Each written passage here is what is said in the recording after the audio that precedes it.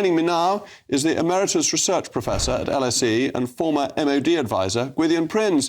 Gwydion, what a pleasure to see you.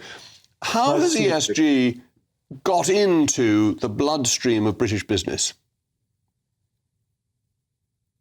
I think it's completely appalling, the report that Harriet Baldwin and her committee have produced, which you just summarised.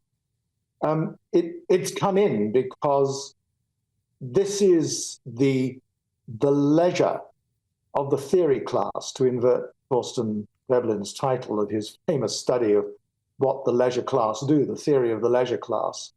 And what ESG does is to, as you said, to produce a series of criteria which have no status whatsoever. The fundamental line surely is the one which Dame Harriet produced and that you quoted, which is if it's legal, then it should be banked. But my worry is, as somebody who is deeply involved in and interested in defense, is that this is not just consequential. I think it's really very sinister, because such moves, where will they command the greatest pleasure? Who will smile most? Clearly, it'll be Xi Jinping. Clearly, it will be Mr. Putin. If we are in a position where we are going to self-harm ourselves, the last time I checked, the defense of the realm was the first duty of government. It's not an optional extra. Absolutely, and these obligations won't be placed on Chinese and Russian companies. But is it even legal for British companies? Don't they have a fiduciary duty to their shareholders, primarily to make money, rather than to follow a woke agenda? Of course they do. And if a bank is going to prioritize these ESG criteria over those duties, which is how you began your monologue, then, frankly, investors should draw their own conclusions. But let me give you the analogy which this all brings to my mind, and it's a properly military one.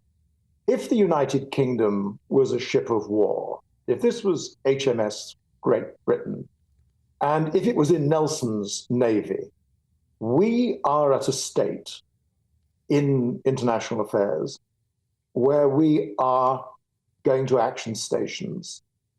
We know this because the Secretary of State for Defense reminded us in his Lancaster House speech, and just yesterday, I think it was in Washington, the Chief of Defense Staff, Admiral Sir Tony Radakin, said very much the same thing. Now, what does that mean?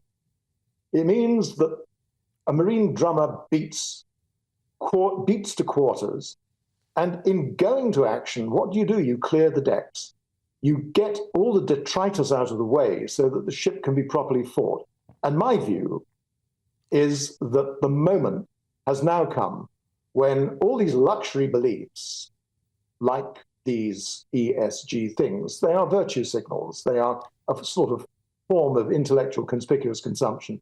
They go over the side. They clearly have to go over the side because they impede. Gwydion, that seems to be fundamental, what you're saying, that these are luxury opinions in times of plenty and peace, but that Correct. When war is on the horizon, you have to become serious again. And these ESG policies are a lack of seriousness.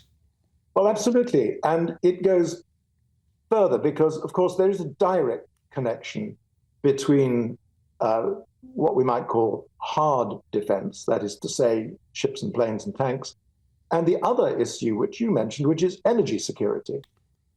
It's something which I also work on, as I think you know. And indeed.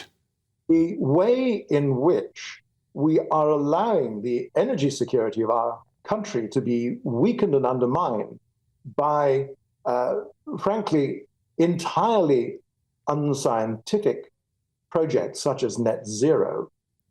This is the luxury belief to end all luxury beliefs, and we are beating to quarters, and over the side it must go. Excellent. Well, thank you very much, Gwydion.